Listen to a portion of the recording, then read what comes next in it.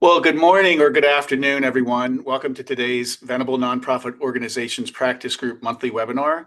This one's titled Expanding Your Nonprofit Global Footprint, Practical Considerations and Key Developments. I'm George Constantine. I co-chair the Venable Nonprofit Organizations Practice Group along with Janice Ryan. And I have the pleasure of introducing today's program and our speakers. I feel today's program is particularly relevant. We seem to be getting a lot of questions and concerns raised by nonprofits that have either begun to expand globally or have been operating globally and want to become more compliant and understand how to do so in the best sort of legally compliant way. So I think this is a good time to have this offered. We've got two great speakers here who have a good mix of both international trade background and nonprofit organization experience that will be able to really tackle this topic today. Before I get around to introducing the speakers, I'll just make a quick plug for May's webinar. This one will focus on nonprofit organizations' dealings with influencers, and it is scheduled for May 28th at 2 o'clock Eastern Time. Keep an eye out in your inbox. There'll be an invite for that program going out soon. If it hasn't already, it may have already, but anyway, it should be in your inbox or coming to it soon. On to today's speakers. First, I'll introduce Lindsay Nathan, a partner and colleague of mine for a number of years. Lindsay is in the New York office and works with a number of high-profile, nationally recognized and internationally recognized nonprofit organization clients over the years, and has a particular background in working and advising on lobbying and political issues for these nonprofits, in addition to all the general legal issues that arise for our nonprofit clients. So happy to have Lindsay. And also speaking with us is Neha Dhinza, and Neha is a counsel in the DC office here at the firm and works out of the international trade practice and advises clients on sanctions, export control laws, customs, and a lot of rules and regulations that apply to just what we're going to talk about today: cross-border transactions, operating internationally, and the like. And Neha frequently advises our nonprofit client base on exactly those issues. So, like I said, we have a great pair of folks to talk about this, and I'll stop my turn here and turn it over to Lindsay, who will get started with the presentation. Thanks. Thank you so much, George, and thanks so much for joining us today. We're really happy to be with you to talk about this important topic.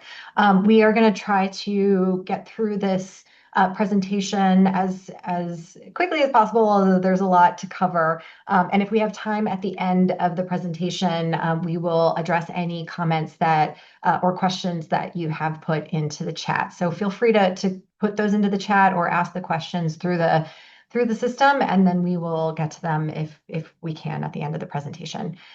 So before I get started, I just want to say that today's session addresses a topic that, as George said, comes up with increasing frequency amongst our nonprofit clients: how to take your mission global while staying on the right side of an extraordinarily complex web of US and foreign legal requirements. So whether your organization is contemplating its first overseas conference, considering hiring staff abroad, or planning to establish a permanent in-country presence, the legal and regulatory landscape demands careful advanced planning. So our goal in this presentation is to walk you through the key decision points, flag the compliance risks that catch organizations off guard, and leave you with a practical framework that you can take back to your boards and leadership teams. If we have time at the end, as I said, we'll answer any questions. So let me start by giving you a brief overview of the ground we intend to cover today.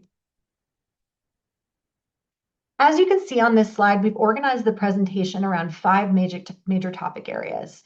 First, we'll discuss the form of the entity, how the scope of your planned overseas activities should drive the legal structure you choose, and the cascading implications of that choice. Second, we'll move into operational considerations, which is a broad category encompassing foreign law requirements, tax obligations, data privacy and security, and employment issues. These are the day-to-day realities that your team will encounter once you're on the ground. Third, we'll spend some time on corruption risks, specifically your obligations under US anti-corruption laws, such as the Foreign Corrupt Practices Act.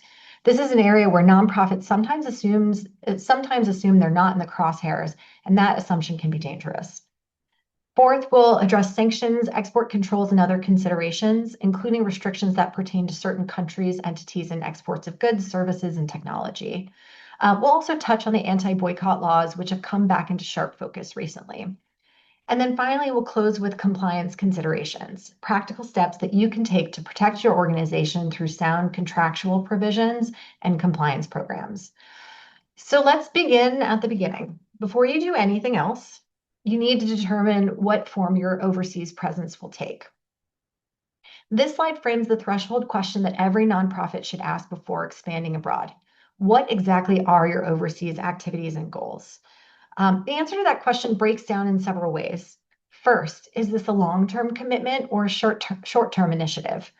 Second, do you need to operate independently in the foreign jurisdiction, or will you be working through a local partner? Let me give you some concrete examples. On the short-term end of the spectrum, you might be sending a disaster relief team into a country for several weeks, or your trade association or nonprofit might be hosting a one-off conference or exhibiting at a trade show abroad. Those activities look very different legally from what happens when you're running long-term social programs, operating as a membership organization with overseas members, conducting fundraising campaigns in a foreign jurisdiction, or hiring employees abroad. So why does that distinction matter? Because your answers will directly impact the type of registration or license that local law requires, the activities you're permitted to carry out under that country's domestic policies, whether you need to engage or partner with a local organization, and how you structure the flow of funds into and out of the country. For example, suppose your organization wants to hold a medical training program in Kenya. If it's a single week-long event, you may be able to operate informally or under a short-term event registration. But if you plan to run that program on a recurring basis, hire Kenyan staff, and accept donations from local sponsors, you're now looking at a fundamentally different legal posture, and one that likely requires formal registration, local tax compliance, and possibly a local entity. So this naturally leads us to the question of what structural options are actually available to you. So next, we're going to look at the spectrum of organizational choices. So here we lay out the organizational options along a continuum, and I want to emphasize the word continuum because the key principle here is that the more established your operations become, the greater the potential restrictions you'll face. At the lightest touch end of the spectrum, you might simply host a one-time conference in a foreign country, no permanent presence, minimal regulatory footprint. A step up from that would be using an association management company or an employer of record, which allows you to have a more significant or steady presence on the ground without forming a local entity. You might also consider engaging with a local donor advised fund or affiliating with a similarly situated local association. Moving toward more substantial commitments, you could enter into a joint venture with a local organization, establish a local office of your new U.S. nonprofit, or set up what's often called an in-country branch office. And at the far end of the continuum, you have the option to establish a full nonprofit entity under local law, or even, where circumstances require it, a for-profit entity under local law. The critical question that runs through all of these options is, and this will come up again and again, how do you transfer money to support these activities? Every structural choice carries implications for how funds flow. And in many jurisdictions, the movement of money is where the heaviest regulatory scrutiny falls. And Neha will get into that in more detail later on in this presentation. But for now, for example, you opt for a joint venture through a local partner. Your grant agreement or joint venture agreement becomes the primary vehicle through which you control how funds are spent and ensure compliance with both US and local law. If you set up your own branch office, you may have more direct control, but you've also taken on direct tax, employment, and regulatory obligations in that country. So once you've selected a structure, you need to grapple with the foreign law landscape in your target jurisdiction. So we can turn to that next. So foreign law considerations. The headline for this is fairly straightforward. Know the restrictions. That sounds obvious, but the reality is that many US-based nonprofits assume incorrectly that the legal environment abroad will mirror what they're accustomed to at home. So after you've sort of addressed the first question, what does a nonprofit structure even look like in the target country? Then you can sort of tackle some of the sort of specific restrictions. But this first question is really important. Not every jurisdiction has a legal concept equivalent to a US 501c3, 501c4, or 501c6 organization. In some countries, you need to register as a branch of a foreign entity, In others, the only feasible option is to form a separate local entity, which might be a nonprofit, but it could also be structured as an LLC equivalent or another form recognized under local law. In those latter examples, you may also need to recruit an in-country board of directors and establish a more locally based set of individuals and operations, including employees.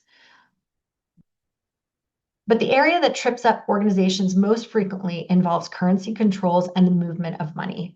You need to ask, are there foreign controls on currency flow? Is a license required to transfer funds into or out of the country? Are there outright prohibitions on hard currency movement? Are there limits on remittances or banking? And then there are the additional practical challenges, which are distinct from the legal ones. So even if the law technically permits you to repatriate funds to your US parent, you may face practical difficulties in collecting membership dues or revenue locally or in moving those funds back to the United States. So, for example, we've worked with organizations that have established operations in countries with strict capital controls, places where you can bring money in relatively easily, but getting it back out requires government approval, sometimes with significant delays.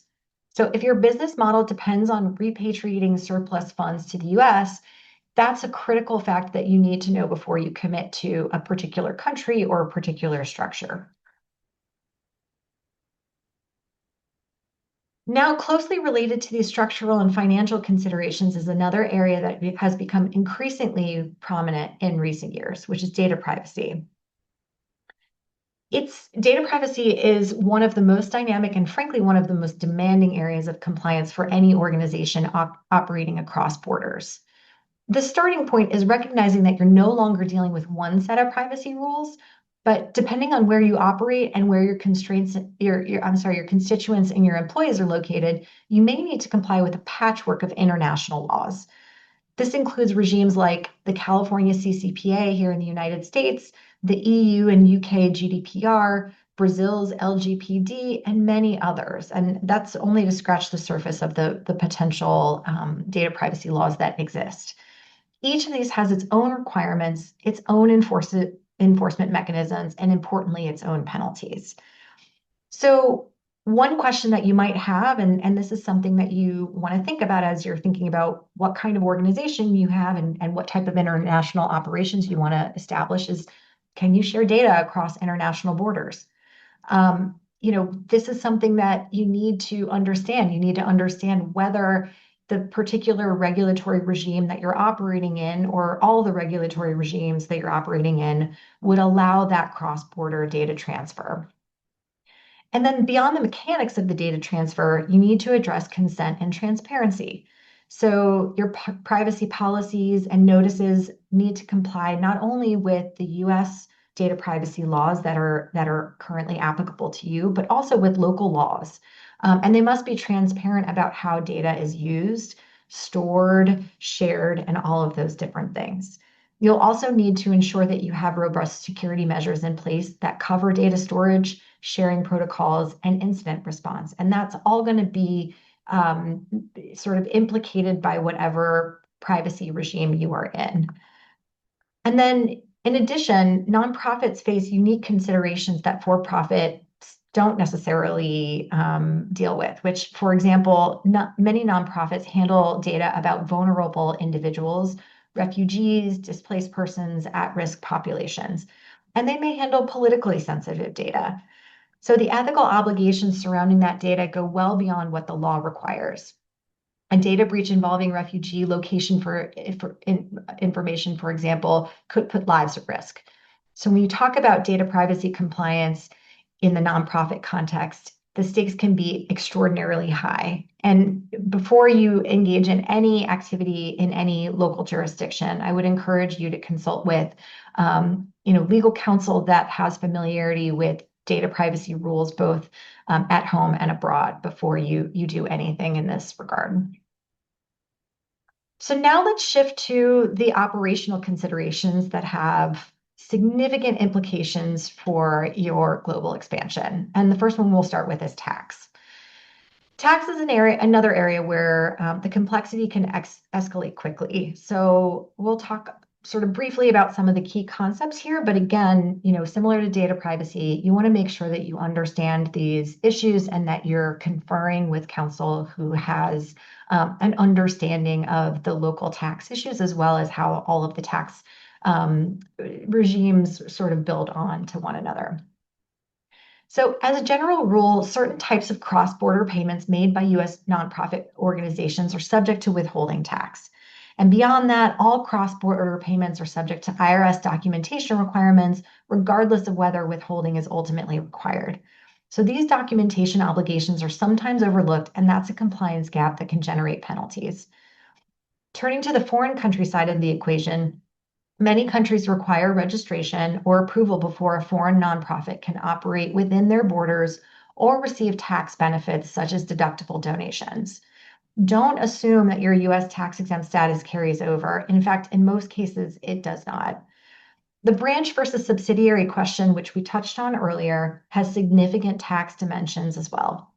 Operating as a branch means the foreign activities are treated as part of the same legal entity as your US organization, which affects both liability exposure and tax obligations. Operating through a legally separate subsidiary can provide a liability shield, but introduces its own tax complexities. So there are two additional areas that I think deserve attention here. First, value added tax or VAT, and its cousin, goods and services tax or GST. Even if your nonprofit is tax exempt in the United States, you may be subject to VAT or GST on goods and services sold or provided abroad. This catches many organizations by surprise.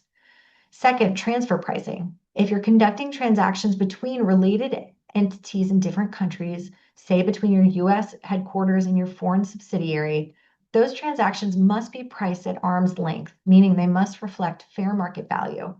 Both US and foreign tax authorities will scrutinize these intercompany arrangements. And then the final operational consideration I want to touch on before we move into the corruption and sanctions discussion is employment, specifically the complexities of employing people overseas. So hiring staff abroad introduces a host of legal and practical issues. So let me walk you through a common scenario that illustrates some typical challenges that nonprofits face in this area. Suppose your US nonprofit organization wants to employ an in-country manager in a foreign jurisdiction. That manager understandably would like to retain certain US benefits, perhaps the retirement plan, medical benefits, and so forth. The solution that many organizations use is a secondment or employer of record arrangement. The in-country manager remains employed by the US nonprofit, which then enters into a secondment or employer of record or EOR arrangement with a non-US organization for a defined period of time. This kind of structure can work well, but it doesn't eliminate the complexity. The employee will be subject to foreign and local individual income taxes in the country where they're performing services. And importantly, you'll need to comply with both the foreign country's employment laws and the US employment laws simultaneously. The dual compliance requirement can be particularly tricky when it comes to hiring and firing. Many countries have employee protection regimes that are far more restrictive or more expansive than what we're accustomed to in the United States. In parts of Europe, for example, terminating an employee may require advance notice periods of several months, work council consultations, and severance payments. You need to understand those obligations before you hire and not when you're trying to terminate. And then there's also the issue of what type of employment arrangement you want to have. So some countries require employment contracts. Some countries like the US, you can use an offer letter and just have a work for hire arrangement or an at-will employment arrangement. So understanding the differences amongst the various employment regimes and requirements in each country is going to be an important step that you take before you start engaging employees in those places. And then finally, there's the issue of personal security and safeguarding. So if your employees are working in regions with political instability, armed conflict, or other security risks, you have obligations, both legal and ethical, to ensure their safety. This includes having evacuation plans, security protocols, and appropriate insurance coverage. So that With that, that brings us to one of the most important sections of today's presentation, corruption risks. I'm going to turn it over to Neha in just 1 second to kick off that section. But before we do, I wanted to give out the CLE code for today's presentation. The CLE code is Global Footprint 2026, all one word, and the capital letters do not matter. So again, that's Global Footprint 2026, GLOBALFOOTPRINT 2026. And we'll repeat that again at the end of the program. So with that, I'll turn it over to Neha. Thank you, Lindsay. So I will be, as Lindsay noted, talking about corruption and sanctions, etc. But, really for the corruption portion, wanted to start with this heat map. This is issued by Transparency International annually. And as you can see, the risk of corruption varies pretty significantly by country. Some countries have a higher risk than others. And so your compliance approach really should sort of scale with the risk level of the country that you are planning to operate in. A low-risk country might not need significant controls, whereas a very high-risk country for corruption might need enhanced controls, training of local staff, record keeping, monitoring, etc. So really, before even starting work in a country, the key question you should really ask is this a place where informal payments might be expected? And if that is the case, then you may need to, implement enhanced controls to mitigate your risk. The next slide, Lindsay. So we wanted to start with the Foreign Corrupt Practices Act, known as the FCPA. So the FCPA is a U.S. law that prohibits the bribery of foreign government officials for the purpose of influencing an official act or decision, causing the official to fail to perform their lawful duty, or for the purpose of obtaining or retaining business, or secure an improper advantage. And the government has been very clear, nonprofits are not exempt and can face significant bribery risk because they often do operate in high-risk countries. So FCPA enforcement is currently paused, but the law has a 5-year statute of limitations. So if there is a current or ongoing violation of the FCPA, the risk of future enforcement should the government choose to start enforcing again remains for at least 5 years. A couple of key things to note here in terms of the language of the FCPA and the prohibitions. Government official is defined quite broadly. This isn't just ministers of heads of agencies, but also lower level government officials like, customs officers, public hospital staff, and, employees of state-owned entities, really any government employee at any level. Moreover, when we say bribery, bribe under the FCPA is really anything of value. So this includes gifts, lavish entertainment, and quid pro quo arrangements, which we'll talk about in a second. So some examples of risk scenario where this may come up is, for example, paying to speed up registrations and permits to operate in a particular country, or obtaining tax permits or government approvals to open a physical office. So these are scenarios where you have interaction with government officials at various levels of government, and that is where the risk of corruption really arises. Another example would be a partner organization or a local consultant, making questionable payments on behalf of your organization. If the payment is for your benefit, the liability will fall on you. So, a key thing with the FCPA is that it's important to tell your local consultants and local partners, agents, etc., that you have a strict policy of no bribery. And the takeaway should really be, if it feels like an easy shortcut, or someone says, don't worry about it, I have my ways to speed things up, I'm on it, that should be a red flag. And, you should really ask more questions, because that presents a key FCPA risk.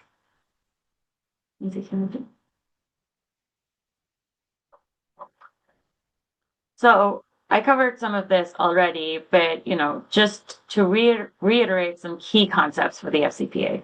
You are responsible for your partners and agents' actions, not just your own actions. So nonprofits can be liable for the actions of their local employees, contractors, local organizations that they are partnered with. Then again, the definition of foreign official is very broad, and anything of value, includes gifts, travels, favors. And I just wanted to talk about quid pro quo arrangements, because people often will not think of those as, bribery or corruption. So, for example, providing a minister's child admission in a medical college if you get a permit to operate a particular hospital, or giving a government official's wife a board seat at your charity in exchange for, whatever benefit to your organization. Those are, while there's no exchange of money here, these would still be considered a violation of the FCPA under, based on how the law is written. And then, just to mention some other anti-corruption laws and norms to be aware of, the UK Bribery Act. So if you operate in the UK, it may apply to you, and it is even stricter than the FCPA and covers commercial bribery. And then the OECD, which is the Organization for Economic Cooperation and Development, is a great resource, because they publish and update global corruption norms, and have information on how to mitigate corruption risk.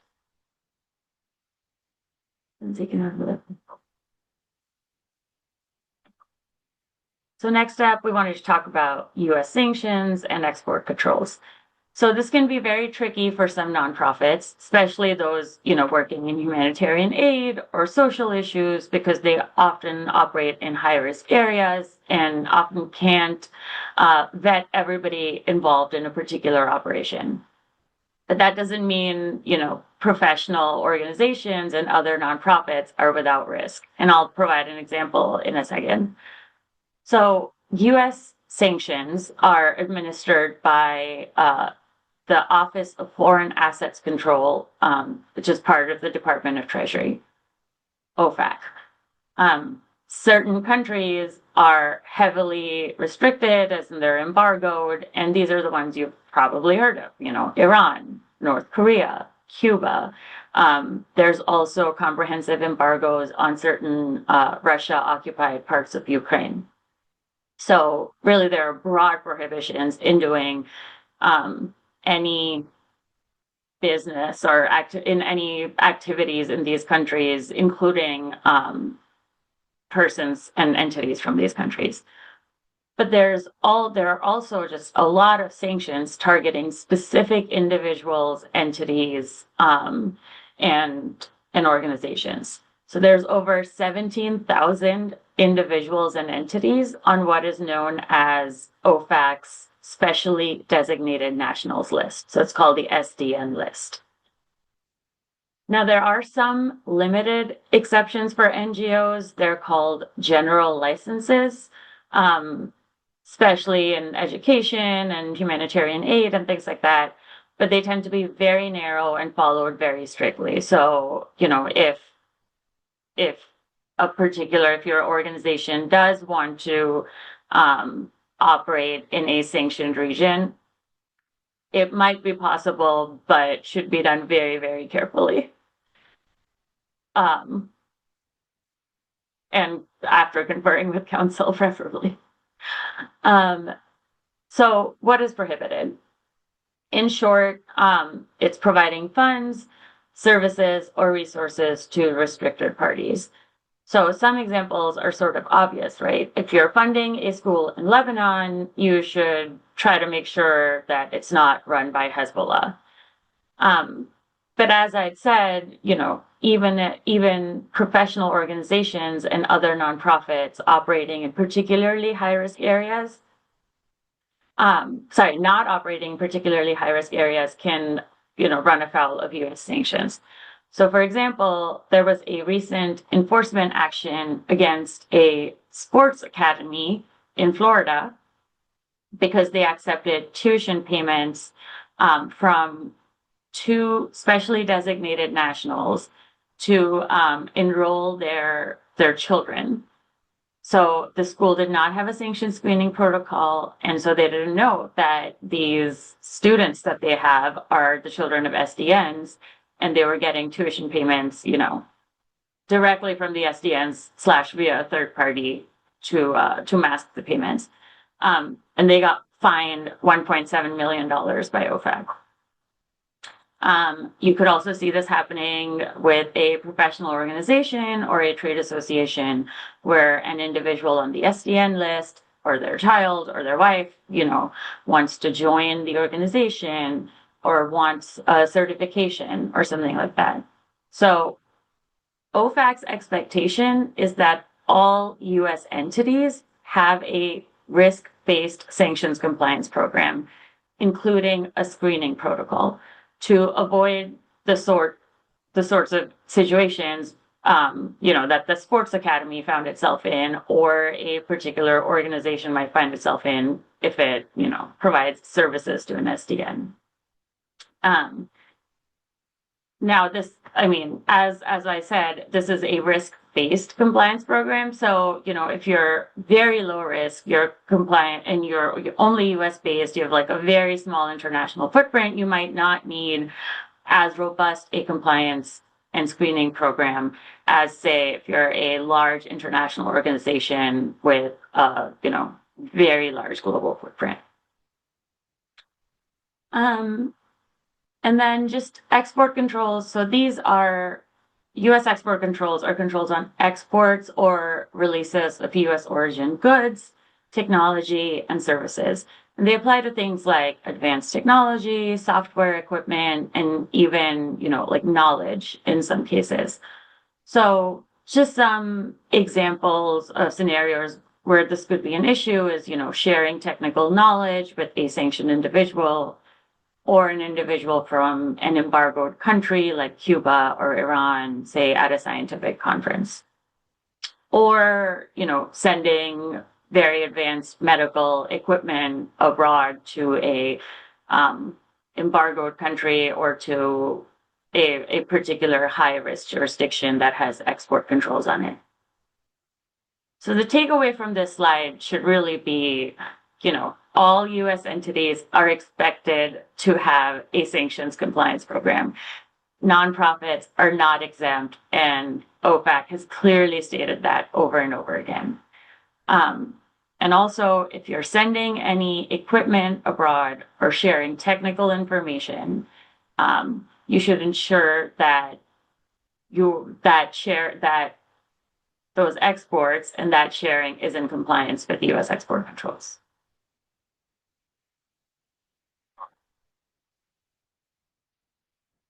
So anti-boycott is really back in focus these days. Essentially, U.S. entities are prohibited from participating in foreign boycotts that conflict with U.S. law and policy. So, I'm not going to go through every single one of these, but like prohibited activities include, say, refusing to do business with certain countries, or sharing information about relationships tied to boycotts. So a common scenario here is in how boycotts show up is, you might get a contract from a counterparty and it asks you to certify that you don't do business with a certain country. Boycott requests are not often overt and they're typically hidden inside contracts. So it's really important to read your agreements carefully and then refuse any such requests, or to certify anything or furnish any information sort of related to a boycott. Importantly, these boycott requests must be reported to the government even if you refuse them. So that is important to sort of tell your local staff about, that if they do receive a boycott request and they refuse it, that still needs to be reported up to, whatever central compliance function. Lindsay, can we finish?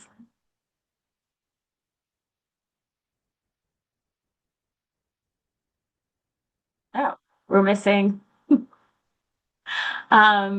We had another slide. I will just talk through it. Oh, here it is. So, just to bring it all together, your agreements are really your first line of defense. So they don't really relieve you of your regulatory obligations, but in case of a violation, they can help to demonstrate to the government that you actually have controls in place, that you have informed your counterparties, grant recipients, local partners, consultants, vendors, of these controls, and that you have certain compliance expectations of these counterparties. So every international relationship should be backed by an agreement.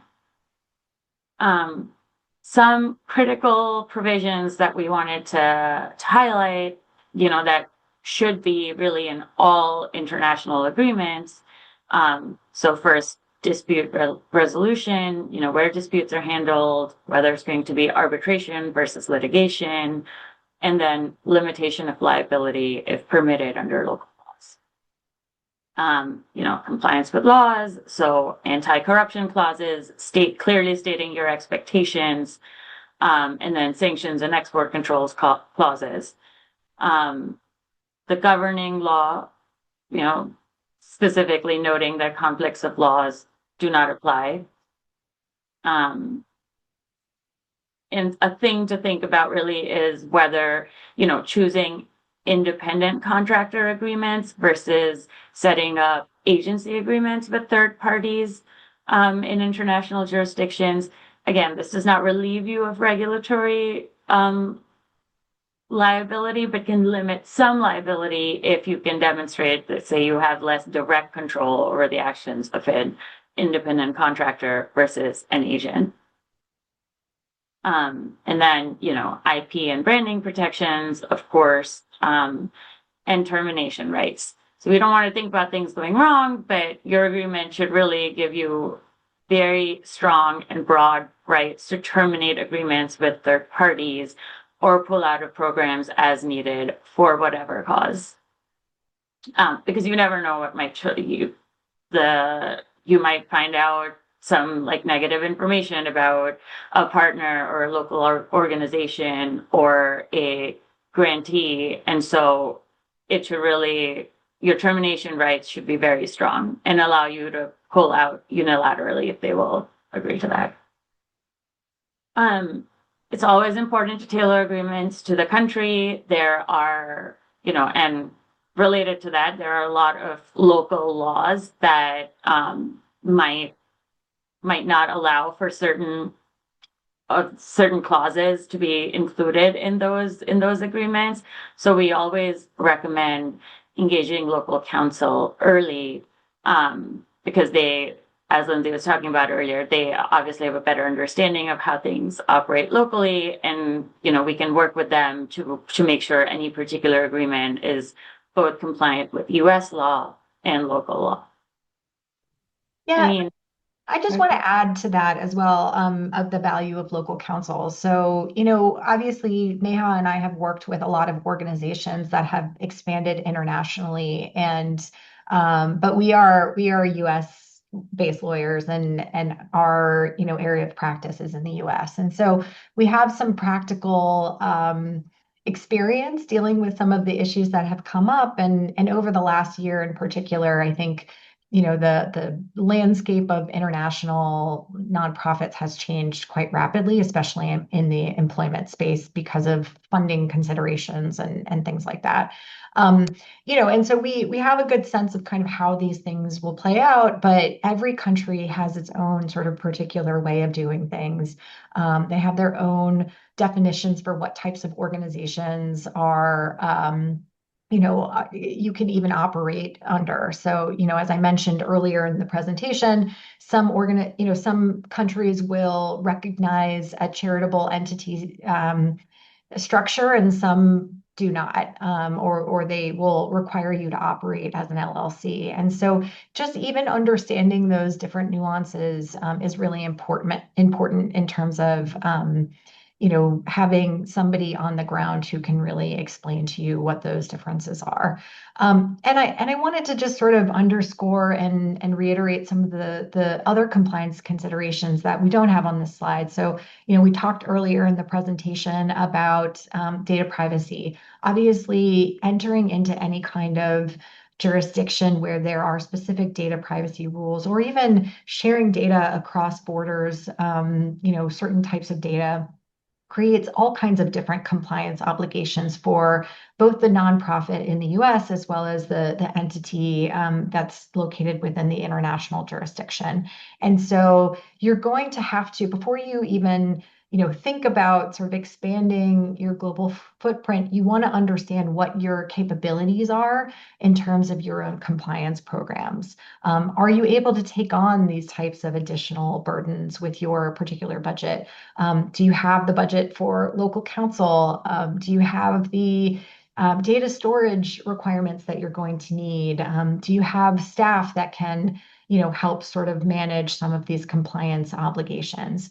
In addition to data privacy, that's true on the employment side. I briefly touched on safeguarding issues, but do you have somebody who's in a position that can handle safeguarding concerns, and do you have a process by which you can manage some of the issues that might come up if you have staff in some of these places where there might be some unrest or some safety issues? And even if you don't, on the employment side, do you have the appropriate compliance obligations to kind of understand, or I shouldn't say compliance considerations, but compliance mechanisms in place to not only understand what the different jurisdictional requirements are, but to be able to implement that. So, for example, if you have employees in a particular country and you need to offer a certain amount of days off or a PTO under the local jurisdiction's law, does that have to be reflected in your offer letter or your employment contract, whatever the case may be? That's another area where just, kind of setting up your compliance program is going to be something that will take a lot of effort and a lot of time, but you also will really need to engage with local counsel or local organizations that have done this work in order to really understand what that might look like. So just wanted to add on those items as well.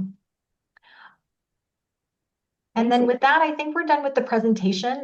We do have some time for questions, and we've gotten some really interesting questions in the chat. So I will go ahead and read some of them out, and we will take them on as we can. If you have any other questions, I'm sure it would be fine to go ahead and submit them in the chat. And if we can't get to them this afternoon, then we're happy to address them at a later time.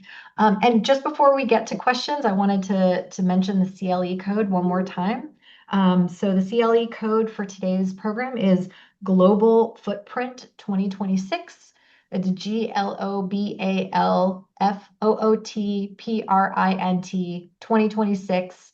And it's all one word, capitalization doesn't matter. So, okay, so I'll kick this one to Neha first. So you mentioned boycott requests that have to be reported. Where do those boycott requests, where do you report them? It's a really good question. To the U.S. Department of Commerce, Bureau of Industry and Security. If you look it up, they're called BIS. There is a form there by which you can report boycott requests. Pretty easy to complete. Great question.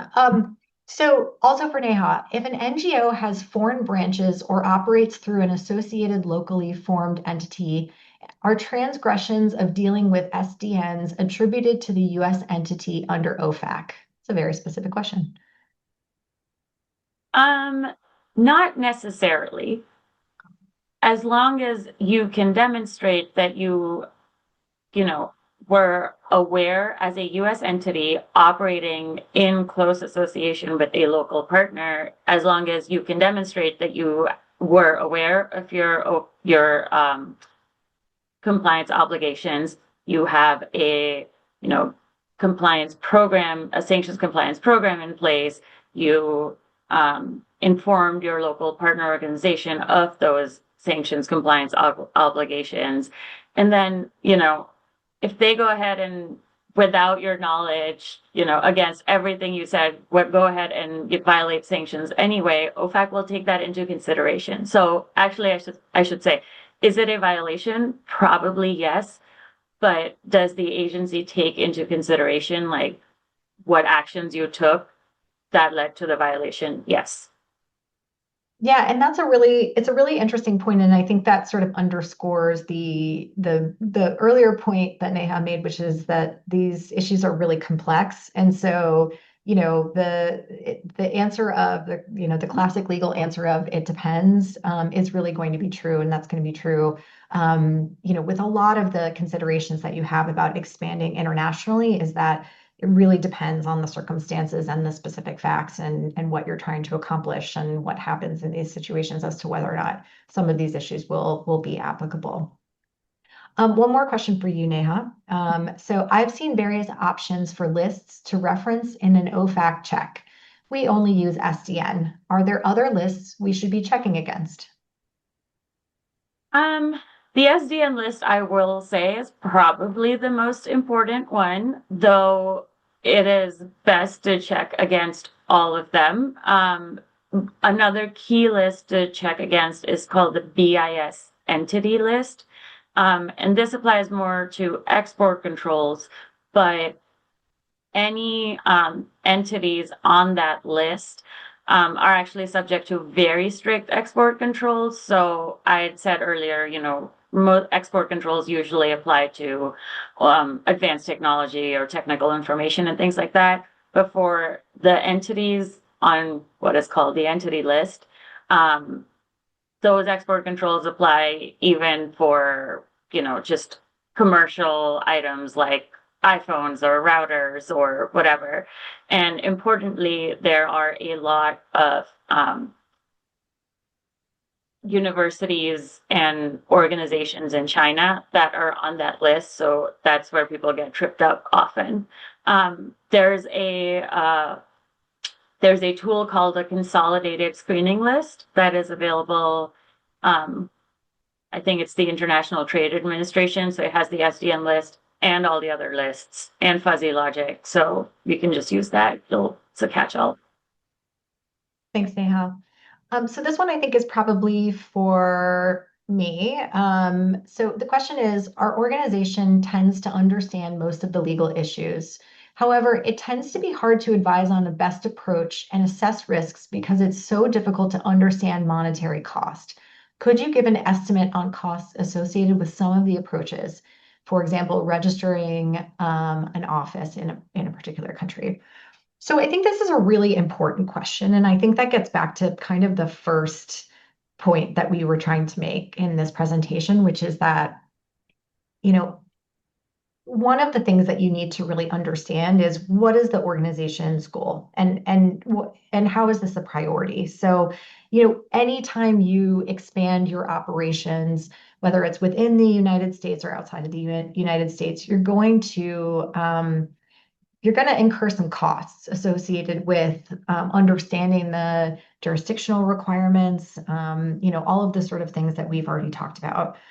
employment laws can vary from U.S. jurisdiction to U.S. jurisdiction. So even in that regard, there will be some complexity in setting up and expanding your operations.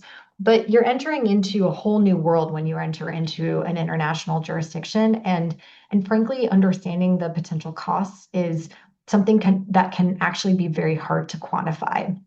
Obviously, one of the things that I would encourage you to do before you engage in any of these things is to understand how important this is to your organization's mission, right? So if this is something that you're thinking about doing, but you don't have a lot of extra budget for this type of expansion, then you may not be in a position to really engage in this type of work at the moment. But if it's really mission critical for you, then I think obviously the cost is going to be more justifiable.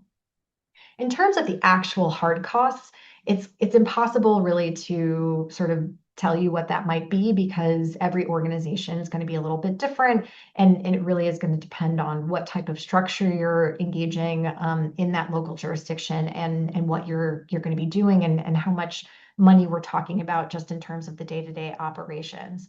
But obviously, the more extensive and the more substantial of an investment in your program in a particular country, I think you should assume that the more substantial the cost to the organization. There will also be some additional costs that you can expect to incur if you set up a structure that requires a lot of separate administration. So, for example, having a branch office is going to be less expensive to administer than having a full-fledged either for-profit or nonprofit organization that has its own governance and its own employees and its own accounting. And then you also need to factor in transfer pricing.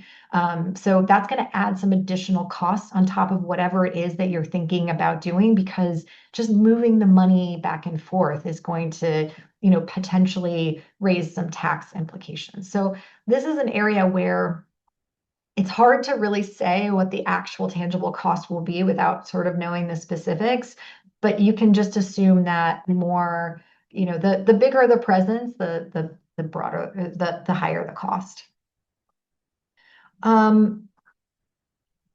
Okay, so another person asked about employment issues. So with respect to employment issues, I would add and ask that some associations think assigning an individual with a consulting contract might be a solution. However, in many European and Asian countries, this could be perceived as a de facto employment if the person works all or much of his or her time for the association, and thus both consultant and association could be discovered and heavily taxed or fined afterward. Do you concur or have experience on that? This is a really good and important question. So a lot of times, and this has happened recently with several of my clients, where they have employees that live in the United States and have decided that they want to move outside of the US for family reasons or for whatever reason. And the question always comes to me, which is, can we just hire them as a consultant and pay them as a consultant rather than keeping them on as an employee? And that would be true if you were bringing on a new person, right? So a new person to manage a project in a particular country. And the short answer is that it's if they're an employee in the US, they're likely to be considered an employee in those other jurisdictions as well. And that brings a bunch of potential risk to both the US organization as well as the individual person who really is an employee. So the last thing you want to do is have a situation where you've hired somebody as a consultant, you're not properly withholding tax, you're not properly, complying with local employment laws, you're not giving them the right amount of PTO or pension benefits or whatever they're entitled to under local laws. And then you have opened your organization up to being, potentially under the jurisdiction of a country that, you don't really know how to operate in. So I would not assume that just making somebody a consultant will work in those situations. You really need to sort of do the analysis to determine whether that person should properly be classified as an employee or as a consultant. And if the answer is that they should, be classified as an employee because of what they're doing and how much they're working and, the structure of their job, and you don't want to establish a full-time presence in a particular jurisdiction, then I would encourage you to look at alternative options. So employers of record are, those are really useful, or PEOs. Sometimes, we refer to them as PEOs. Those can be really useful for essentially hiring, one or two staff in a particular jurisdiction if you don't plan to establish a full-time establishment there, organization there. Sometimes secondment arrangements might work. So if there's a local organization that is willing to employ that person, you might be able to enter into some kind of secondment or grant making arrangement so that that person could continue to provide services to your organization. But all of those things have their own levels of risk. And so you need to really think about whether that works for you, whether the cost is justifiable, because anytime you're entering into one of those arrangements, it's going to increase the cost of employing that individual. And then also whether the jurisdiction even allows it, or whether it would trigger any reporting or tax obligations for the U.S. organization, even with those solutions. So it's a really good question. I think we have time for maybe one more. Okay, this is a really good one, I think. And this is for you, Neha. How do you recommend dealing with a foreign counterparty who wants to remove every reference to US law, anti-terrorism, anti-boycott, FCRA, et cetera, in a contract, with the counterparty saying these laws don't apply to them, even though US laws require otherwise? So this comes up very often. And I think the key is really to explain to them that if they want to engage with you in whatever activity you are contracting for, that your obligations under US law sort of flow down to them. And oftentimes there are certain jurisdictions that have local laws that prohibit compliance with U.S. sanctions laws, export control laws, anti-corruption laws, and things like that. In those situations, we'll come up with a workaround where we don't actually reference the U.S. laws specifically. We just add clauses prohibiting activities that the U.S. laws prohibit. So for FCPA, we just put in a clause prohibiting corruption and bribery, and then use the FCPA language without ever referencing the FCPA. It's obviously more difficult in the sanctions context because you do have to reference like the SDN list, etc. But there are ways to work around that if they have sort of regulatory concerns. But if they're just saying we're not in the US and the US laws don't apply to us, they are incorrect. Unfortunately, the US has a very long arm.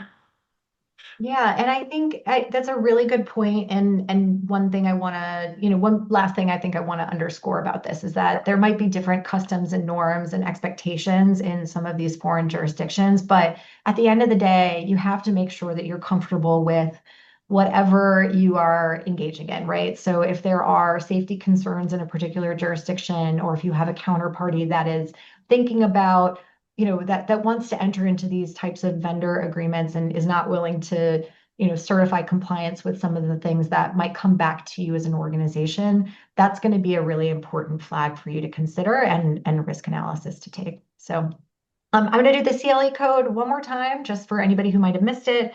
It's Global Footprint 2026. Again, Global Footprint 2026. And it's all one word, no caps needed. And I think with that, that's it for us. So thanks so much for joining us, and join the nonprofit group webinar in May if you can. Thank you.